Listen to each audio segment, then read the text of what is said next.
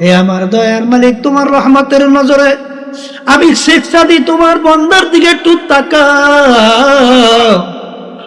মালিক, আমি তো নফসে আম্মার আর জিনজিরের মধ্যে, রশির মধ্যে, শিকলের মধ্যে আমি শেখ সাদি আবদ্ধ হয়ে গেছি। দয়া মায়া করে তুমি এই জিনজির থেকে আমাকে মুক্তি করো। তাআত তাওফীক তাআত হামদু ইয়া মানাক ওয়া ইজাবাত হামজতু। সন্তান মাকে টাইনা দুধ খাবে, এই শক্তি তো সন্তানের নাই। কিন্তু সন্তানের যখন দুধ খাওয়ার সময় আসে, মাকে যখন পাশে পাইতে মন চায়, তখন ওর একটা অস্ত্র আছে, ওয়া ওয়া করে কান্না শুরু করে। এমন মিসাইল মারে, ওই মিসাইলের সঙ্গে সঙ্গে মায়ের কলিজারা থরথর করে কাঁপে অস্থির হইয়া যায়। মা তার কাজ হাতের ভিতরে রাখতে পারে না, মায়ের কাজ হাতের থেকে ঠাস করে দৌড় দিয়ে যাইয়া বাচ্চাকে ধরে, তামাম গায়ে পায়খানা প্রস্রাবে ভরা বাচ্চাকে মা রাগ করে আগুনেও ফেলায় না, পানিতেও ফেলায় না, ধোয়া পোষাইয়া কোলের ভিতরে জায়গা দেয় আর বলে, বাচ্চারে আমি তোমাকে কষ্ট দিছি বাজান, তুমি আর কাঁদো না। ঠিক মা সন্তানকে যত মায়া করে, তার সে 100,000 কোটি গুণ বেশি মায়া করে আমার মালিক বান্দা বান্দিকে। যখন শেখ সাদি রহমাতুল্লাহ আলাইহি দিল থেকে ভাইঙ্গা দিয়ে চোখের পানি ছাইরা নিজে আল্লাহর কাছে সুপর্দ কইরা যখন বলে, মালিক আমার দুর্দশা দেখো,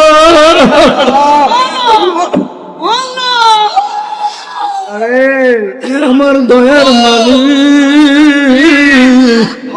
আমি তো অসহায় হইয়া পড়ছি, তুমি একটু আমার দিকে তাকাও, দয়া মায়া করে নফসে আম্মার আর জিনজির থেকে তুমি আমাকে মুক্তি দান করো। তখন আমার মালিক বলেন, হায় মান আতানি ইয়ামশি আতাইতুহু হারওয়ালা।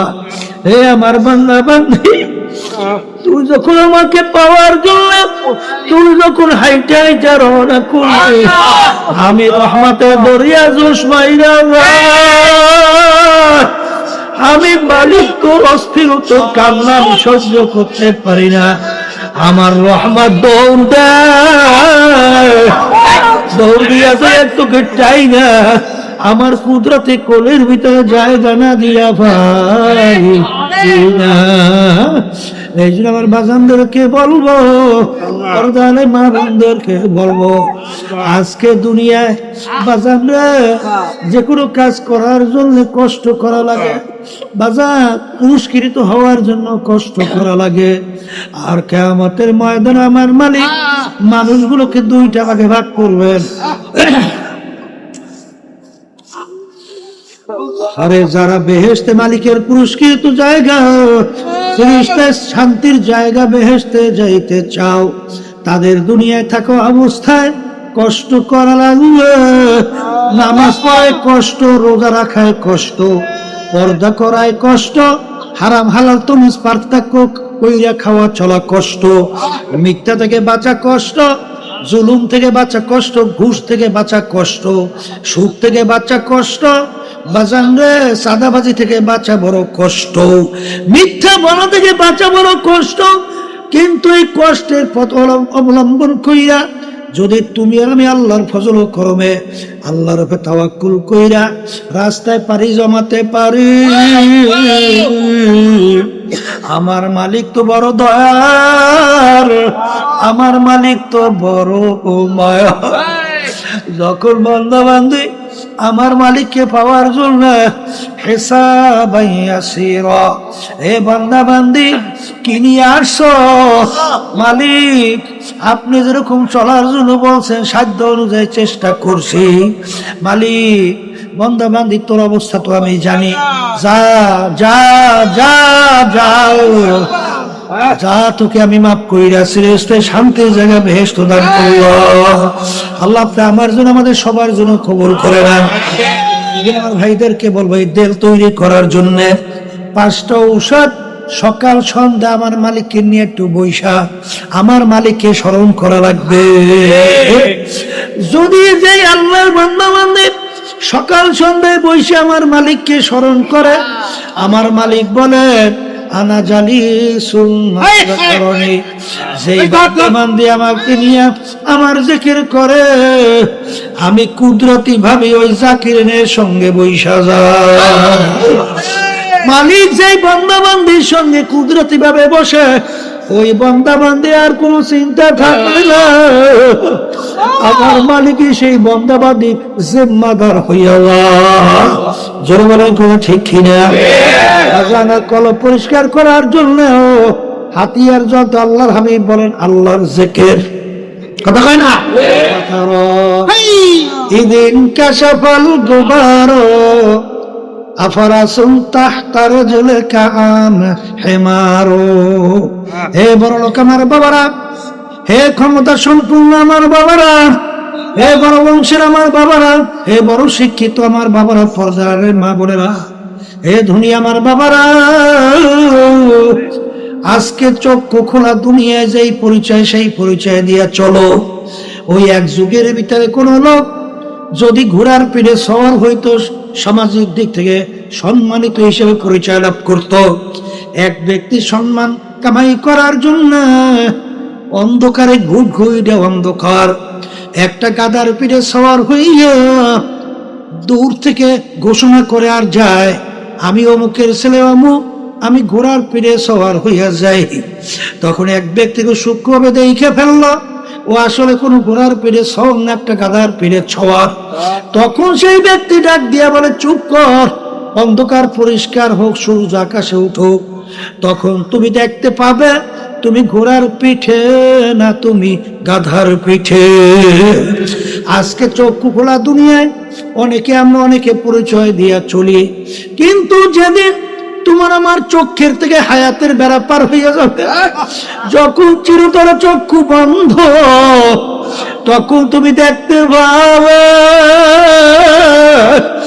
তুমি কি অমুক তমুক সমুক না খোদা না কাছ একদম জাহান্নামে কয়েদি ফাঁসা হাতা।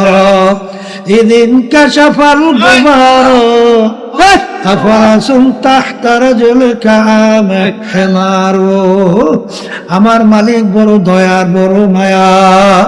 আমার মালিকের কাছে দোয়া করো, রব্বানা লা তুযিগ কুলুবানা বাদা ইয হাদাইতানা ওয়া হাব লানা মিন লাদুনকা রাহমা ইন্নাকা আনতাল ওয়াহ্হাব। মালিক আপনি আমাকে হেদায়েত নসিব করার পরে গুমরাহ কইরেন না। আল্লাহ আপনি আমাকে হেদায়েত নসিব করার পরে গুমরাহ কইরেন না। আমার দয়ার মালিক হেদায়েত নসিব করার পরে দয়া না করে গুমরাহ কইরেন না। আল্লাহু আল্লাহ। আমার মালিক কিন্তু বান্দা বান্দি বাজার শুধু বাহ্যিক আমলের দিকে শুধু তাকায়া থাকে না। আমার মালিক ইন্নাল্লাহা লা ইয়ানজুরু ইলা সুওয়ারিকুম ওয়া আমালিকুম ওয়ালাকিন ইয়ানজুরু ইলা নিয়াতিকুম ওয়া কুলুবিকুম আও কামা ক্বালা আলাইহিস সালাতু ওয়াস সালাম। আল্লাহর হাবিব বলেন আল্লাহ রাব্বুল আলামিন শুধু বান্দা বান্দির বাহ্যিক আমলের দিকে তাকায়া থাকে না, আমার মালিক বান্দা বান্দির কলবের দিকে তাকায়া থাকে। এই জন্য বাজারকে বলবো, বাজার আজকে দুনিয়ার মধ্যে একটু পেটে ব্যথা করলে সহ্য করা যায় না, মাথা ব্যথা করলে সহ্য করা যায় না, একটু গরম সহ্য করা যায় না, ঠান্ডা সহ্য করা যায় না, একটা পিটান সহ্য করা যায় না।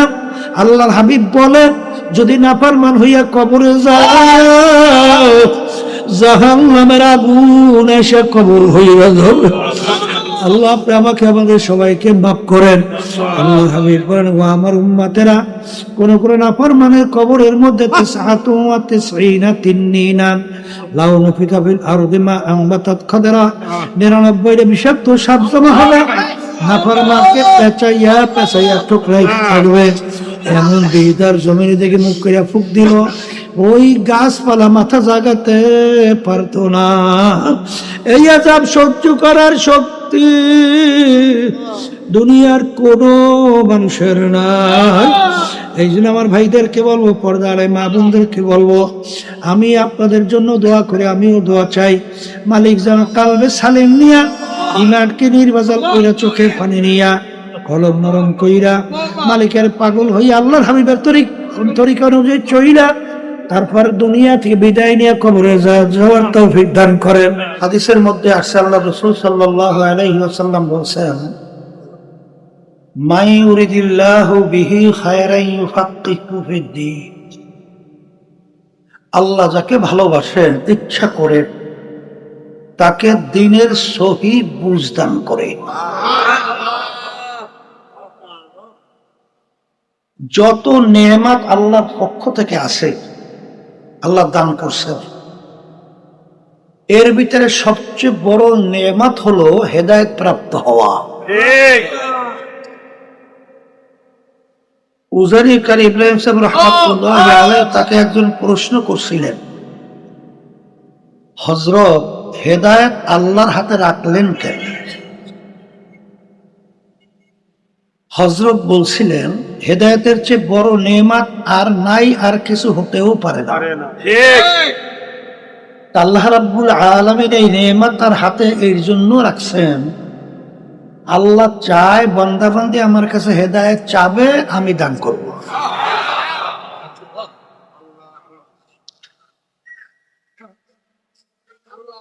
আমি বলছিলাম, যারা মাহফিলে আসে নাই, সুযোগ থাকার পরেও বুঝের অভাব।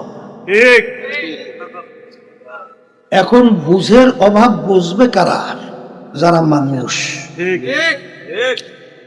আর সুরাতে মানুষ ভিতরটা আবু জাহাল, উতবা সাহেব আবুল হাব মার্কা, এরা কিন্তু বুঝবে না। আল্লাহর হাবিবের সে সাল্লাল্লাহু আলাইহি ওয়াসাল্লাম আছে বড় ওয়াইজি, বড় দাওয়াত দেওয়া, বড় বুজুর্গ, বড় ওলি, গাউস, কুতুব, দ্বিতীয় আল্লাহ হাবিব আছে, দ্বিতীয় কেউ আর বড় আছে? আল্লাহ রাসূল সাল্লাল্লাহু আলাইহি ওয়াসাল্লাম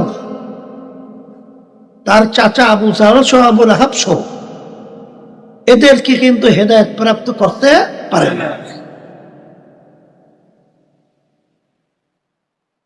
এই জন্য মানুষের সুরাত আকৃতি হইলেই কিন্তু মানুষ হওয়া যায় না। মানুষ বলা হয় যার কলব নামক যে একটা পাশ, ওই পার যখন ভালো হয়ে যায়, তখন ওই মানুষটাই সৃষ্টির ভিতরে শ্রেষ্ঠ হয়ে যায়।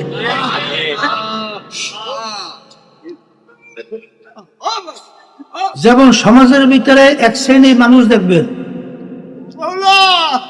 তাদের আচার আচরণ, চাল চলন, কথাবার্তা, ব্যবহার এত ভালো, মানুষ তাদের ব্যাপারে মন্তব্য করে লোকটার চরিত্র ফেরেশতার মতো। আবার এক শ্রেণীর মানুষ দেখবেন, তাদের আচার আচরণ, চাল চলন, আমল আখলাক, চরিত্র এত খারাপ, মানুষ মন্তব্য করে লোকটার চরিত্র কুকুরের চেয়েও খারাপ। যেই লোকটার ব্যাপারে বলছিল লোকটার চরিত্র ফেরেশতার মতো, আর যার ব্যাপারে বলছিল কুকুরের চেয়েও খারাপ, বাহ্যিক দৃষ্টিতে মানুষের অঙ্গ প্রত্যঙ্গের দিক থেকে কোনো কিন্তু পার্থক্য দেখাতে পারবেন না। যে লোকটা কুকুরের চেয়েও খারাপ, চক্ষু দুইটাই, ফেরেশতার মতো চক্ষু দুইটাই, হাতের দিক থেকে, পায়ের দিক থেকে, অঙ্গ প্রত্যঙ্গে কোনো পার্থক্য নাই। তাহলে বোঝা গেল মানুষের আকৃতি সূরা হইলেই আসলে মানুষ হওয়া। তাহলে মানুষ হওয়ার জন্য একটা উদাহরণ, ওমর রাদিয়াল্লাহু তাআলা আনহু প্রথম অবস্থায় কাফেরদের অন্তর্ভুক্ত ছিল। কাফেরদের ভিতরে মিটিং হয়েছিল, আল্লাহর হাবিব সাল্লাল্লাহু আলাইহি ওয়াসাল্লাম তার মাথা মুবারক কে কাইটা নিয়ে আসতে পারবে? নাউযুবিল্লাহ। কেউ সাহস পায় নাই। ওমর ফারুক রাদিয়াল্লাহু তাআলা খাপ থেকে তরবারি বের করে দাঁড়ায় গেছিল, আমি পারবো। নাউযুবিল্লাহ। শত লাল উট পুরস্কারের বিনিময়। ওমর রাদিয়াল্লাহু তাআলা তরবারি নিয়ে যায়। মাঝখানে কি ঘটনা হয়েছে আমরা অনেকেই জানি। অল্প সময়ের ব্যবধানে ওই তরবারি নিয়েই আল্লাহর হাবিব সহ ইসলামের পক্ষে প্রকাশ্যে রাজপথে নারায়ে তাকবীর স্লোগান দিয়ে রাস্তায় নামছিল।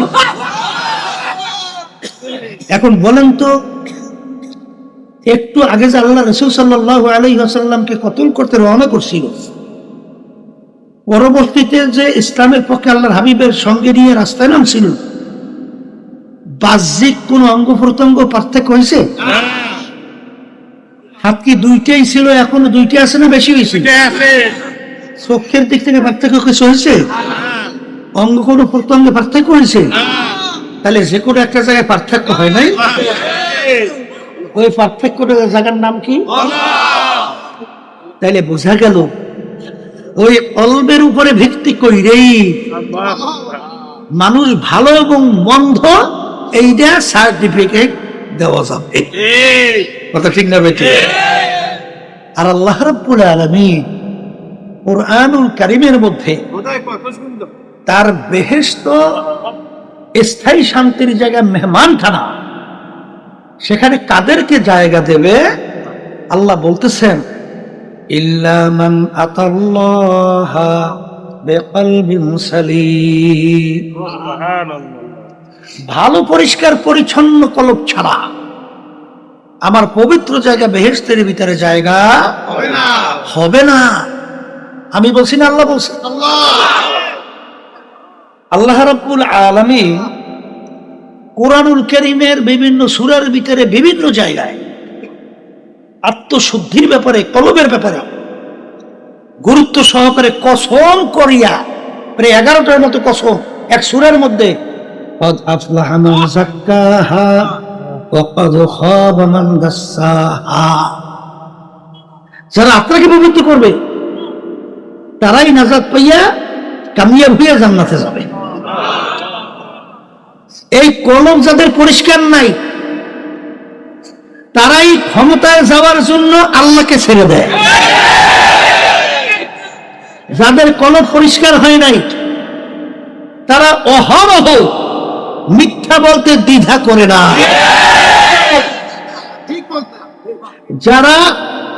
যাদের কলব খারাপ হয়ে যায় তাদের লোগো থেকে আকিমুদ্দিন উঠাইতেও চিন্তা করে না।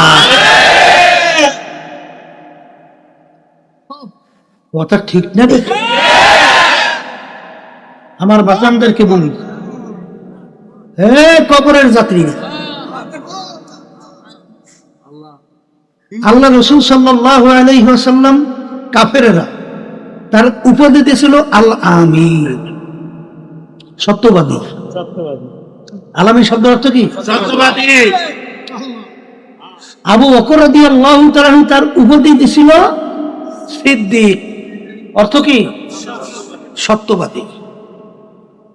আল্লাহ রাব্বুল আলামিন যে আমাদেরকে দোয়া করতে বলেন, ইহদিনাস সিরাতাল মুস্তাকিম সিরাতাল্লাযীনা আন'আমতা আলাইহিম, মালিক আমাদেরকে ওই পথে চালা যেই পথে চলার পরে আপনার পক্ষ থেকে যাদের উপরে আপনার নেয়ামত বর্ষিত হয়েছে, অর্থাৎ আপনি যাদের উপরে রাজি খুশি হয়ে গেছেন তাদের পথে আমাদেরকে চালা।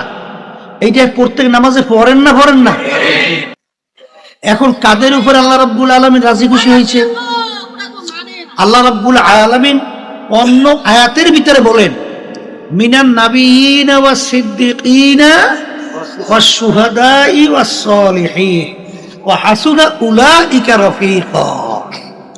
এখানে আল্লাহ রাব্বুল আলামিন বলেন আল্লাহ রাজি খুশি হয়েছে নবী রাসূলদের উপরে, বলেন দ্বিতীয় হলো সিদ্দিকিন। সিদ্দিকের অর্থ কি? বলেন সত্যবাদীদের উপরে। বলেন বলেন। তাইলে কি পাইলাম?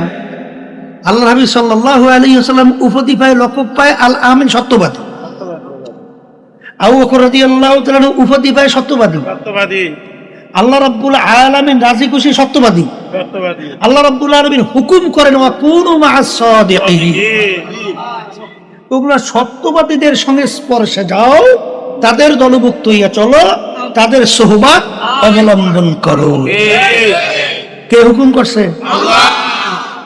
তাইলে বুঝা গেল সব জায়গায় ভাই সত্যবাদী, আর যারা নাকি ইসলামের নামে নাম দিয়া পা হইতে মাথা পর্যন্ত বলতে গেলে মিথ্যা, তাহলে বুঝতে হবে এরা আল্লাহর হাবিবের উম্মতের দলভুক্ত না, এরা সিদ্দিকীদের দলভুক্ত না। এদের সঙ্গে যারা সম্পর্ক রাখবে আল্লাহর হুকুমের বিরুদ্ধাচরণ করছে। আল কিযবু ইউহলিক, হাদিসের মধ্যে আসছে মিথ্যাবাদী ধ্বংসপ্রাপ্ত। আপনাদের কাছে একটা কথা জিজ্ঞেস করি, যারা মিথ্যা বলে তাদের সাক্ষী গ্রহণযোগ্য? হ্যাঁ, দুনিয়ার দিক থেকেও না, ইসলামের দিক থেকেও না। যাদের থেকে একবার মিথ্যা প্রমাণিত হয় তার সাক্ষী গ্রহণযোগ্য না। যার থেকে একবার মিথ্যা প্রমাণিত হয় তার থেকে হাদিস রওয়ায়াত করলে গ্রহণ করা জায়েজ আছে, তারে তার হাদিস বর্ণনা করা সহিহ নাই, জায়েজ নাই, গ্রহণ করা যাবে না। ঠিক না ভুল বলছি? এই জন্য আমার বাজানদেরকে বলবো, পর্দা আলে মা বোনরা যারা শুনতেছে, এই কলব ভালো না হওয়ার কারণে আজকে আমরা কি দেখি যে দুনিয়ার মোহ, ক্ষমতার মোহ, সম্মানের মোহ, অর্থের মোহের কারণে আল্লাহকে ছেড়ে দেয়। আমরা ইতিহাস পড়ে কি পাই? ইব্রাহিম বিন আদহাম রহমাতুল্লাহি আলাইহি বলকের বাদশাহী ছিল, এত আরাম, এত আয়েশ, এত সম্মান, এত কিছুর পরে বাদশাহী ছেড়ে দিয়া এই লাকড়ি টানার দায়িত্ব পালন করে, এই ময়লা টানার দায়িত্ব পালন করে, কাকে পাওয়ার জন্য? বলেন আল্লাহকে পাওয়ার জন্য। বলেন সাহাবায়ে কেরামরা বাড়িঘর ছাড়ছিল, আত্মীয় স্বজন ছাড়ছিল, এমনকি স্ত্রী বাচ্চা ছাড়ছিল, এই আরাম আয়েশ ছাইরা পেটের ক্ষুধায় পাথর পর্যন্ত পেটে বাঁধছিল, রোদ্রের ভিতরে পুইরা চামড়া কালো হয়ে গেছিল। এই যে সব কিছু করলো, কষ্ট করলো, কাকে পাওয়ার জন্য? আর আজকে বর্তমানে এক শ্রেণী দেখা যায় ক্ষমতায় পাওয়ার জন্য, ক্ষমতায় যাওয়ার জন্য আল্লাহকে ছেড়ে দেয়।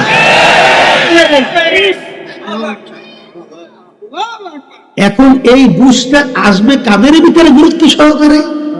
বলেন যাদের কলব ভালো। আবার বলেন, আবার বলেন। আর যাদের কলব খারাপ এদের বুঝতে আসবেই না, বরং আমার কথাগুলো নিয়ে, আমাদের কথাগুলো নিয়ে তারা টিটকারি মারবে, হাসবে, বরং সব বিরোধিতা করতে থাকবে। কথা ঠিক কিনা? এই জন্য আমার ভাইদেরকে বলবো, পর্দা আলে মা বোনদেরকে বলবো, বাজান কল ভালো করতেই হবে, নালে কিন্তু আমার আব্বাজান রহমাতুল্লাহি আলাইহি একটু উদাহরণ দিয়ে বলতেন, কি বলতেন? নতুন দুলামেয়া, নতুন জামাই, আল্লাহু আকবার, নতুন নশা, নৌশা, বুঝলেন না? এখন নতুন দুলামেয়া বাড়িতে আসবে, তার জন্য এত সুন্দর ফুলের সাজে সজ্জিত বিছান তৈরি করে, এর সে সুন্দর থাকতে পারে?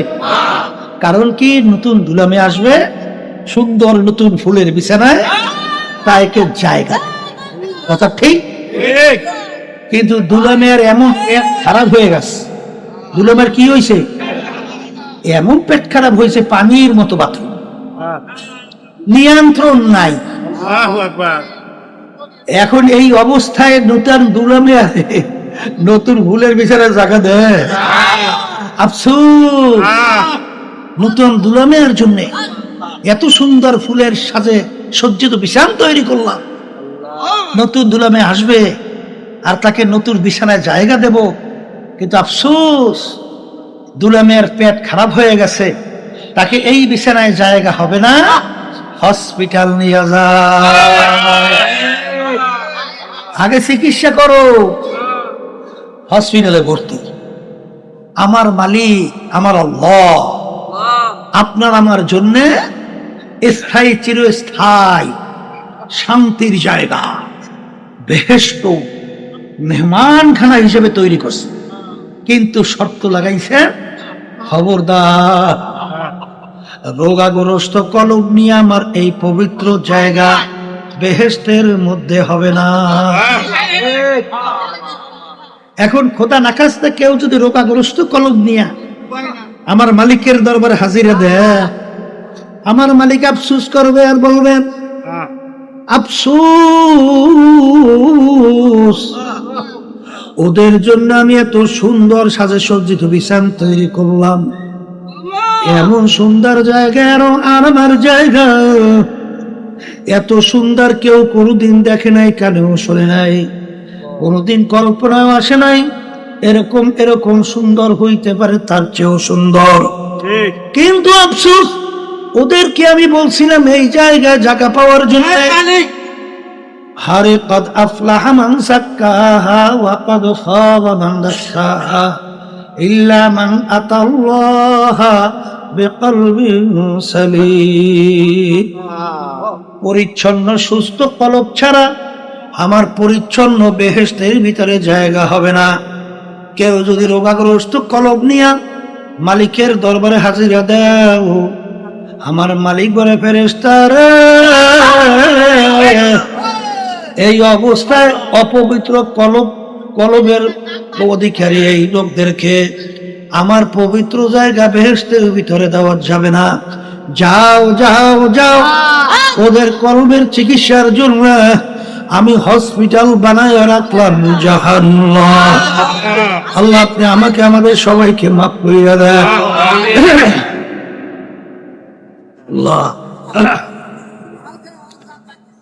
এই কলবের রোগ কি কি ভালো করতে হইবে? হ্যাঁ, বলে উল্লেখযোগ্য 10 রোগ।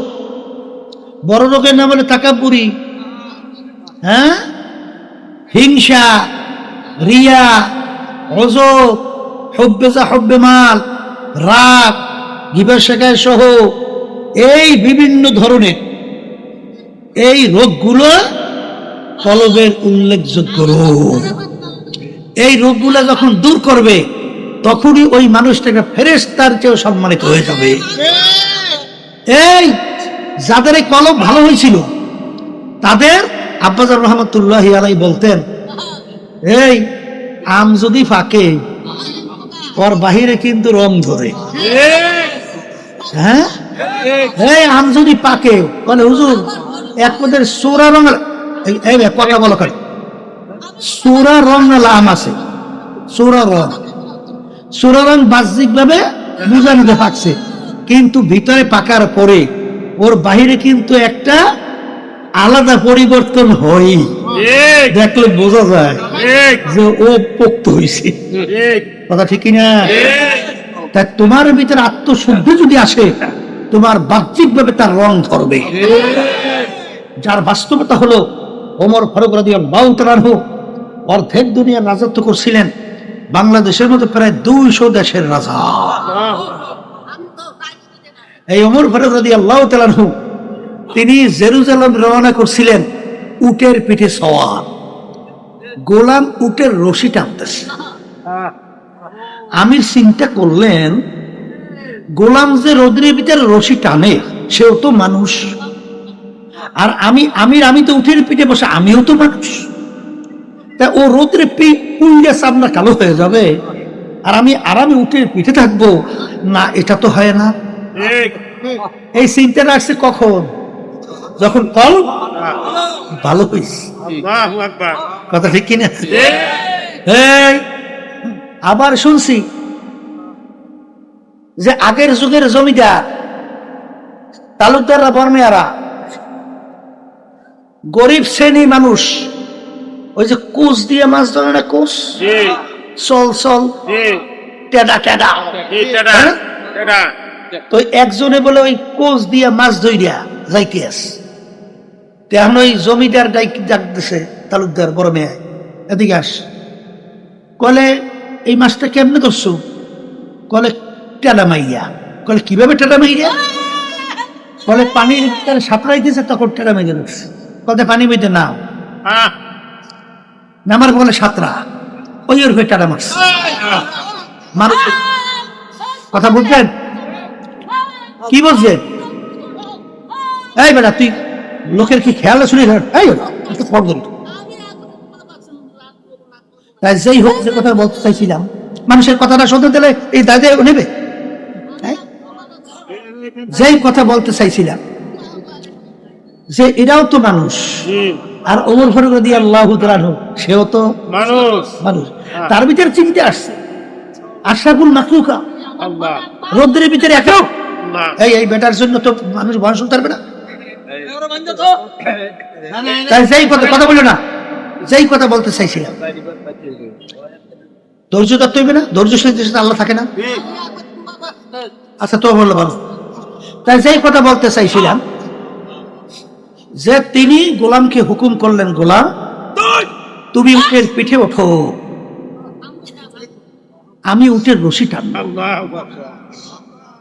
আমির অর্ধেক দুনিয়ার রাজত্ব করেন যে সে উটের রশি টানবে, আর গোলাম উটের পিঠে বসা থাকবে? হায় হায় হায়। গোলাম বলতেছে, আমির এটা কি কইলে হয়? আমি হুকুম করছি, করতে হবে। গোলাম উটের পিঠে উঠছে, আমির উটের রশি টানে। আবার কিছুক্ষণ পর আমির উটের পিঠে, গোলাম রশি টানে। তালাক করবে। এক পর্যায়ে যখন জেরুজালেম পৌঁছলো, তখন আল্লাহর কুদরত, রশি টানার পালা পড়লো আমিরুল মুমিনিনের পালা পালা। এখন লোকজন তো অভ্যর্থনার জন্য অপেক্ষা আছে, আর নতুন এলাকায় আমিরকে সবাই চেনেও। এখন অভ্যর্থনার জন্য যখন উঠের কাছে গেল, গোলাম উঠের ভিতর থেকে ডাক দিয়ে বলে, আমি আমির না, আমির উঠের রশি।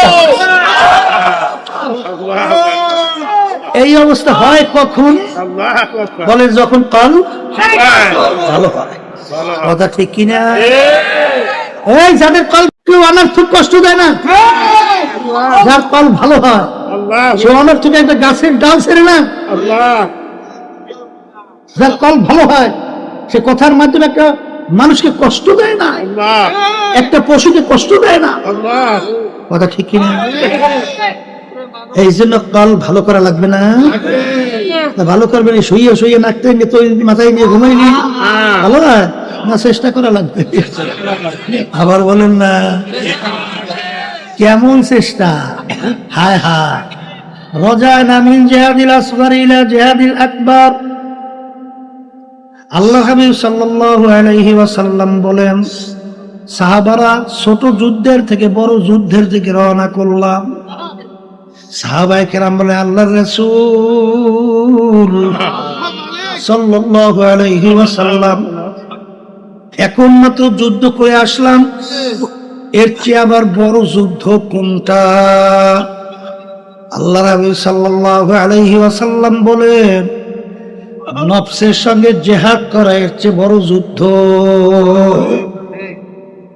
নফসের সঙ্গে জিহাদ করা, আবার বলে জিহাদ করা, এর চেয়ে বড় যুদ্ধ।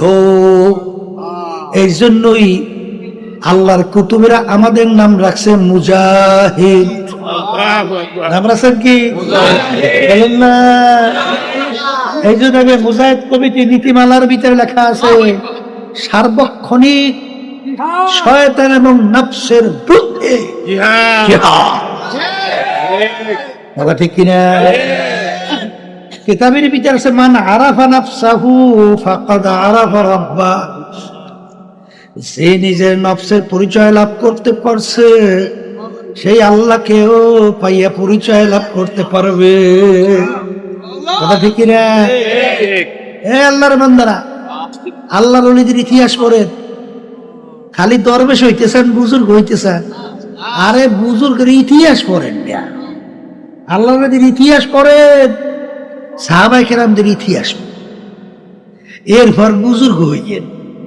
এই জন্য তো আল্লাহর ওলিরা খালি দোয়া করতো, বুজুর্গি কি নেহি হামকো জরুরত, বুজুর্গি কি নেহি হামকো জরুরত, গোলাম আপনা বানালে খোদায়া। এ আমার দয়ার মালিক, আমার দরবেশি বুজুর্গি কোনো দরকার নাই, দয়া করে আপনি আমাকে আপনার গোলাম হিসেবে কবুল করে না। আল্লাহুম্মা আমিন। কিসের দরবেশি আর কিসের, হ্যাঁ? আল্লাহর কাছে বান্দা হওয়ার চেষ্টা করি, আল্লাহর কাছে বান্দি হওয়ার চেষ্টা করি। কারণ আল্লাহ রাব্বুল আলামিন আবদিয়াতের দরজা সবচেয়ে বড়।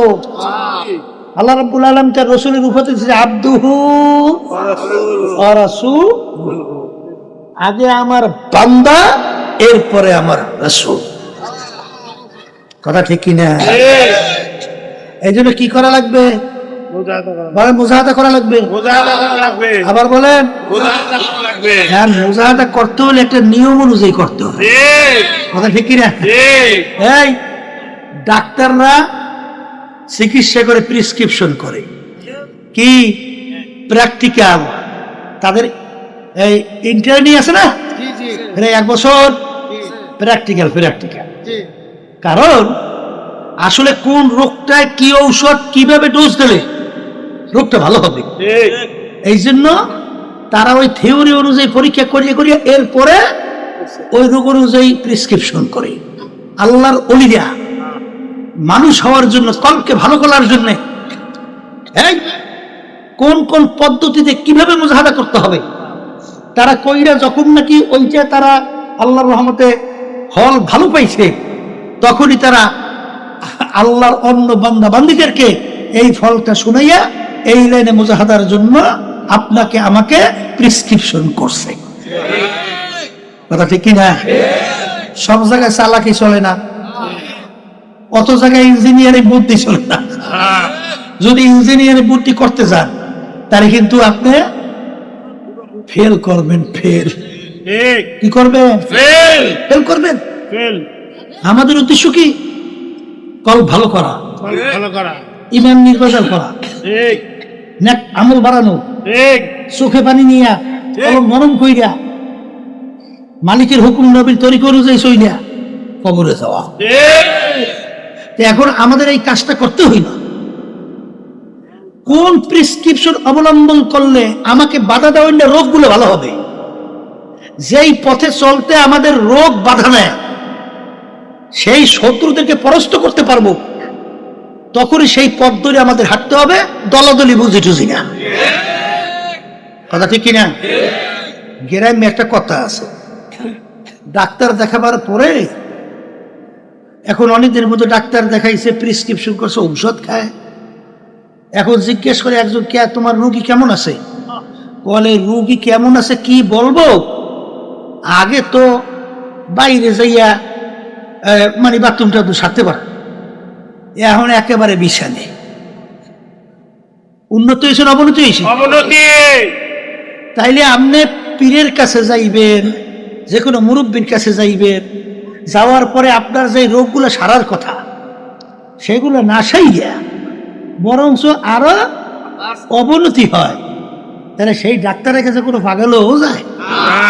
এই জন্য আব্বাজান বলতেন না, যারা চরমনাইতে আসেন, যারা চরমনাইতে আসেন 100 হোক, 200 হোক, 300 হোক, নেওয়ার পরেও যদি আপনাদের কোনো পরিবর্তন না আসে, তাহলে বুঝতে হবে আমি ডাক্তারের মাধ্যমে আপনার রোগ ভালো হবে না, আপনারা এখান থেকে যান, আর একজন ডাক্তারের পরামর্শ নেন। কারণ কবরে যদি পরিচয় দেন আমি চরমনাইয়ের মুরিদ, কোনো কাজ হবে না। আমাদের কবরে যাইতে হইবে কলব পরিষ্কার কইরা, নেক আমল বাড়াইয়া, আল্লাহর খাস বান্দা বান্দি হইয়া, আল্লাহর হাবিবের নবীর তরিকা অনুযায়ী চইলা, তারপর কবরে যাওয়া লাগবে। কবরে কিন্তু কোনো দলাদলি বলেন নাই নাই। আজকে তো আমরা অনেকে দল শিখছি, দলে পড়ছি, তো দল যদি ইসলামের বিরুদ্ধাচরণ করে তারপরে সেই দল করে তো করে, তাহলে তুমি দল করো কি আল্লাহকে রাজি খুশির জন্য না তুমি নফসের খোরাকি তুমি বাস্তবায়ন হয়েছো, তাহলে তুমি নফসের গোলাম হইছো, আল্লাহর গোলাম হলো নাই। তাহলে তুমি নফসের গোলাম অনুযায়ী চলো, তুমি আল্লাহর হুকুম অনুযায়ী চলো না। কথা ঠিক কিনা? এই জন্য আমার ভাইদেরকে বলবো, পর্দা আলে মা বোনদেরকে বলবো, আমাদের এই তরিকার নাম সিস্তিয়া সাবিল, ঠিক না? এই তরিকার 5টা ঔষধ তরিকার আল্লাহর কুতুবের আমাদের জন্য রেখে গেছে।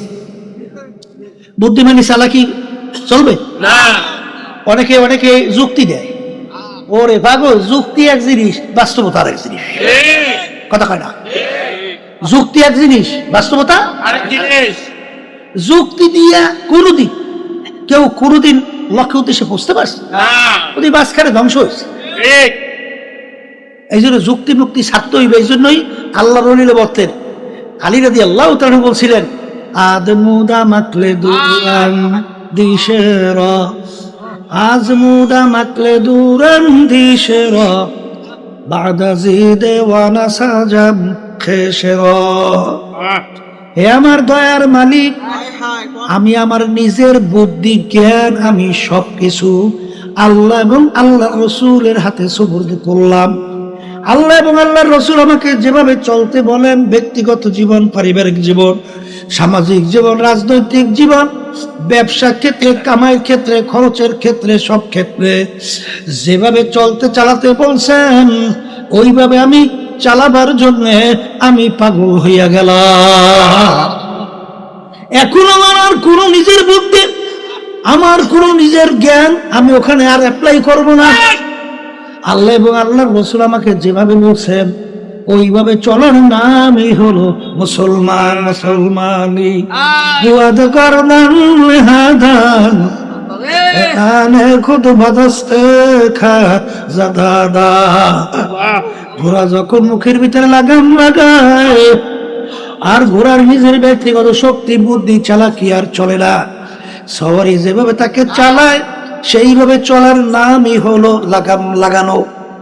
আমরা যারা মুসলমান দাবি করে, আরবি শব্দ, ইংরেজিতে বলে সারেন্ডার, বাংলা অর্থ হলো আত্মসমর্পণ। আল্লাহ এবং আল্লাহ রসুলের হাতে আপনাকে যখন সুপর্দ করতে পারবেন, কিন্তু এক শ্রেণী আমার বাজানরা, পর্দা আলে মা বোনেরা, মুসলমান দাবি কইরা আত্মসমর্পণ দেখা যায় অন্য জায়গায়। এই জন্য কবি মুসলমানদেরকে স্মরণ করায় দেওয়ার জন্য বলেন, ও মুসলমান না আমেরিকা লা লন্ডন সে হুলফত, হামি মস্তে মদিনা কর খুদায়া। না আমেরিকা লা লন্ডন সে হুলফত, হামি মস্তে মদিনা কর খুদায়া। এ মুসলমান, তোমাদের রাস্তা তো লন্ডন, আমেরিকা, ভারতের বা অন্যান্য আদার্স ওই জায়গার রাস্তা না, তাদের কালচার না, তাদের সংস্কৃতি না। তোমাদের কালচার, তোমাদের সংস্কৃতি হবে মদিনা ওয়াল আল্লাহর হাবিবের সংস্কৃতি। কি মিলাইয়ে দেখা যায়? মিলাইয়ে দেখা যায়? দেখা যায়, দেখা যায়। হে মানা হাব্বা শাইন আকসার জিকরা কুল্লু কুল্লু এনাই আতার শাহুবি মাফি। ঘটনা নাকি? ঘটনা নাকি? মুমিন দাবি করেন, ওদিকে আল্লাহ রাসূল সাল্লাল্লাহু আলাইহি ওয়াসাল্লাম ওমর রাদিয়াল্লাহু তাআলা বলেন, এই ওমর রাদিয়াল্লাহু তাআলা বলে যায়, আল্লাহ রাসূল সাল্লাল্লাহু আলাইহি ওয়াসাল্লাম, আমি সবকিছু চিন্তা ভাবনা করে দেখছি, সব জিনিসের চেয়ে আপনাকে আমি বেশি মহব্বত করতে পারছি, কিন্তু আল্লাহর হাবিব, আমি আমার নিজের জানের চেয়ে আপনাকে আমি বেশি মহব্বত করতে এখনো পারি নাই। আল্লাহ রাসূল সাল্লাল্লাহু আলাইহি ওয়াসাল্লাম ধমক দিয়ে শুরু বলেন, ওমর, যতক্ষণ পর্যন্ত তুমি আমাকে তোমার নিজের জানের চেয়ে, জীবনের চেয়ে বেশি মহব্বত করতে পারবে না, কামেল মুমিন হতে পারবে না। ধমকের সঙ্গে সঙ্গে ওমর রাদিয়াল্লাহু তাআলা বলেন, আল্লাহ রাসূল সাল্লাল্লাহু আলাইহি ওয়াসাল্লাম, আমি খোদার কসম করে বলছি, এখন আমি আমার নিজের জানের চেয়েও আপনাকে আমি বেশি মহব্বত করতে পারছি। কি বুঝলেন? হ্যাঁ, এই জন্য আমার বাজানদেরকে বলবো, আসলে আমাদের চিন্তাও নাই, চেষ্টাও নাই, মুরিদ খালি নাম লেখাইলে তো হবে না বাজান। কামে না দেখাইলে মুরিদ হয়? হ্যাঁ, ওই চেষ্টা চিন্তা কি অনেকের ভিতরে তো কমতে আছে, আস্তে আস্তে দেখতেছি। আল্লাহ মাফ করুক আমাকে সবাই। ওদিকে দেখেন আল্লাহর ইতিহাস বলে তারা চেষ্টা কিভাবে করছে। শেখ সাদী রহমতুল্লাহি আলাইহি এত বড় জবরদস্ত আলেম, এত বড় বুজুর্গ, এত বড় আল্লাহর ওলি, এত বড় মানে বিশ্ববিখ্যাত, সে বলতেছে কারিমা বেবাকশা বার হালমা কে হাসতা মাসিরে কামন্দে হওয়া। জিকির করবে আল্লাহ, জিকির করবে না ছাড়িয়ে দেবে? এই ও করবেন কারা? যারা পীরের মুরিদ তারা করবেন না। পীরের মুরিদ ছাড়া তারা আল্লাহর জিকির করবেন না। এই হুকুমরা জিকির করা কি খালি পীরে না? আল্লাহর প্রতিটা বান্দা বান্দি মুমিন মুমিনাতে হ্যাঁ রাখে হাত নামা। কি মনে করে? অনেকে মনে করেন যে জিকির করবে না যারা পীরের মুরিদ। আল্লাহ কোন জায়গায় বলছে যারা পীরের মুরিদ যারা আমার জিকির করো? এখানে আল্লাহ কি বলছেন? ইয়া আইয়ুহাল্লাযীনা আমানু উযকুরুল্লাহা যিকরান কাসীরা ওয়াসাব্বিহুহু বুকরাতান ওয়া আসীলা। কথা এইটা না?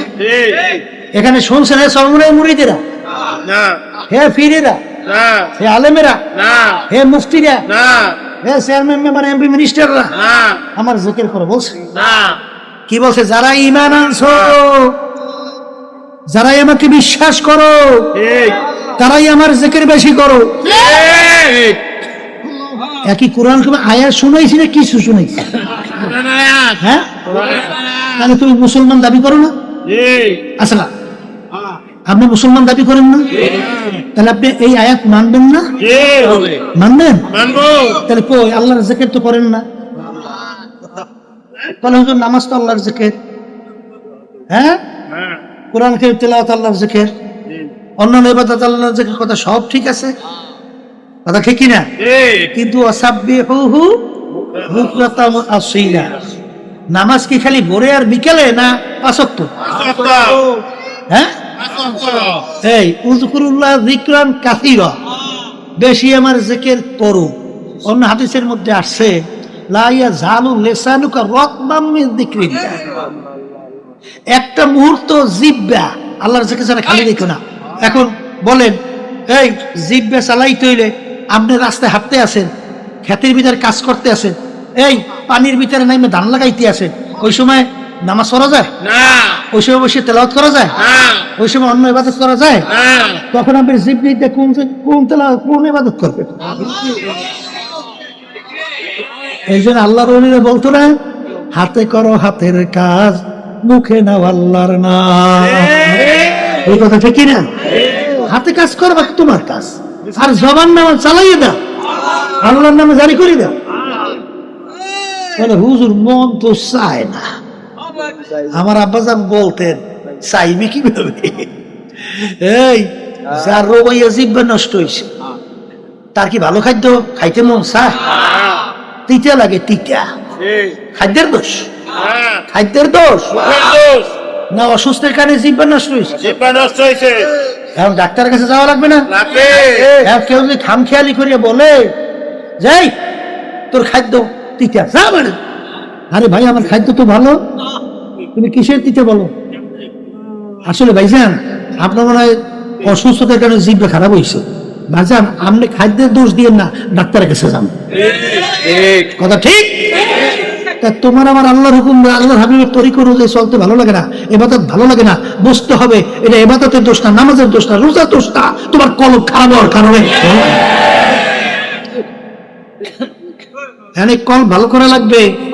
এই জন্য কেউ শয়তানের বন্ধু বানাইয়েন না, যান আল্লাহ আল্লাহদের কাছে যান, তারা হলো রুহানি ডাক্তার, তাদের কাছে প্রেসক্রিপশন স্যার, এইখানে ঔষধ খান, দেখবেন আল্লাহ অল্প সময়ের ব্যবধানে দেখবেন। আগে নামাজ পড়তে তো ভালো লাগে না, জীবনে উপসমে সেজা দেয় না, এমন হুশ থাকতে নামাজ ছাড়তে পারে না।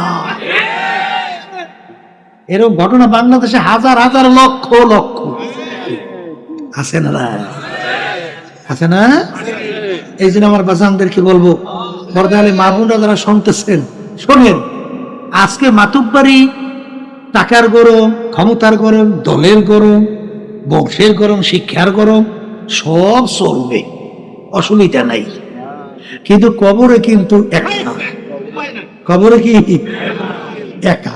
ওখানে দল আছে, দলের নেতারা আছে, নেত্রীরা আছে, টাকা ক্ষমতা, তাহলে ওখানে পথ চলবেন কেমনে?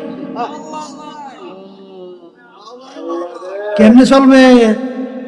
এই জন্য এই পুঁজি গুছাইয়া তারপর কবরে যাওয়া লাগবে।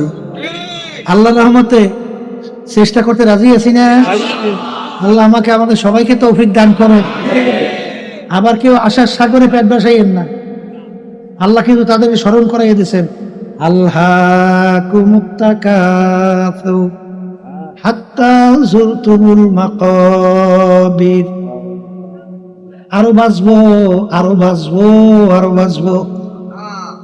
আশা নাই? আশা নাই? আমি প্রেসের উদাহরণ দিয়ে বলি না, আমি যখন সরমনি ইউনিয়নে চেয়ারম্যান ছিলাম তখন আমার সঙ্গে মেম্বারই করছিল। তো একদিন আমি এক জায়গায় বসা, মেম্বার সাহেব আমার কাছে আসে দেখা করতে। ওদিকে আল্লাহর বান্দা স্টক কইরা একটা সাইড লাগিয়ে গেছে, মানে এত অসুস্থ, মানে ঠিক মতো হাঁটতে আমার কাছে আসতে খুব কষ্ট হয়েছে। তাই সে সালাম দিছে, দেখা হয়েছে। তখন আমাকে বলতেছে, হুজুর আমার জন্য তো দোয়া করেন। কি দোয়া? কলে, হুজুর সামনে তো মেম্বারে নির্বাচন আসতে আছে, হুজুর আমি শেষবারের মতো আমি একটু লোকজনের কাছে একটু যাইয়া আবার একটু দোয়া চাইয়া দেখি আমি একটু মেম্বার হইতে পারি কিনা।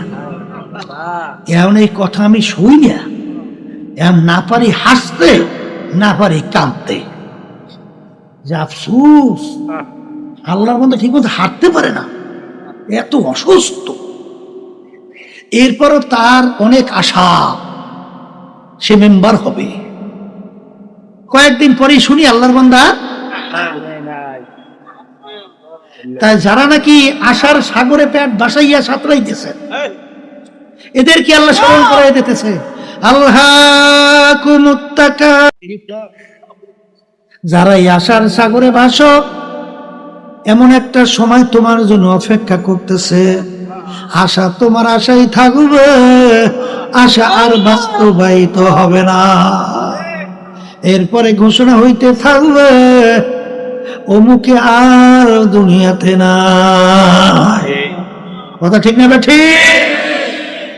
এই যে জুলাই 24, এই 18 তারিখ আমাদের যে এই বাইতুল মুখে উত্তর গেটে যে গুলির পর আজকে প্রোগ্রাম গেল, কত লোক দেখলাম রাস্তার ভিতরে ঘিলু বেরিয়ে গেছে। আশরাফুল মাখলুকাত পড়িয়ে রয়েছে রাস্তায়। যুবক যুবক ছেলেরা, উঠতি বয়সের সন্তানরা, ওরা বুঝছিল যে এই দুনিয়ার আলো ওদের থেকে চিরতরে মিঠে যাবে। বুঝছিল? বুঝে নাই? তাহলে আপনার বুঝ আছে কার কার যে আপনি একেবারে বুড়ো হইয়া ধান্দা হইয়া 100 বছর বয়স হইয়া এরপর মরবেন, এরকম আশা আছে কার কার? নাই নাই। তা যদি না থাকে তাহলে কবর একটু চিন্তা ভাবনা করে সোজা হয়ে যাওয়া লাগবে না? কথা ঠিক না? এখন সোজা হইবেন কেমনে?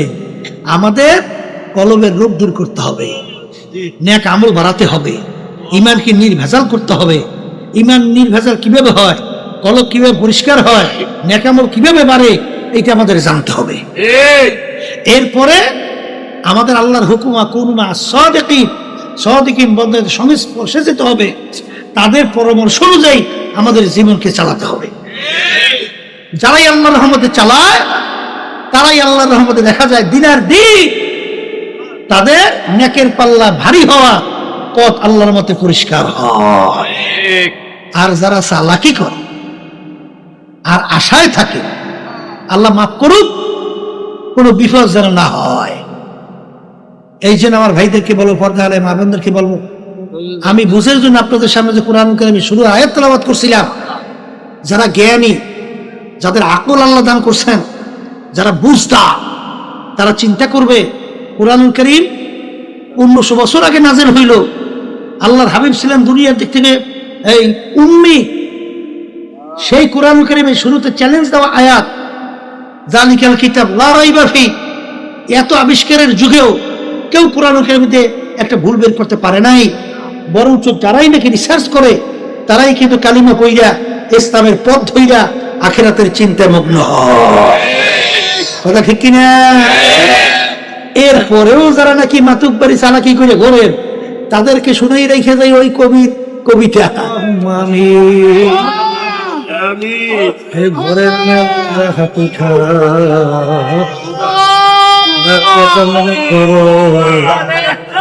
দুই চোখের পানি পালা কান্দ আর কান্না মাসে মান রে মা। একদিন এই ঘরের দরজা দিয়া নতুন বউ হইয়া উঠছিল রে মা। কত মেয়ে লোকে শরবত খাওয়াইলো, কত মেয়ে লোকে বাতাস করলো, আর আমার একটা দিন আসবে এই ঘরের দরজা দিয়ে মরা লাশ হইয়া বের ছেলে কান্দে মামা করে মে কান্দে মামা করে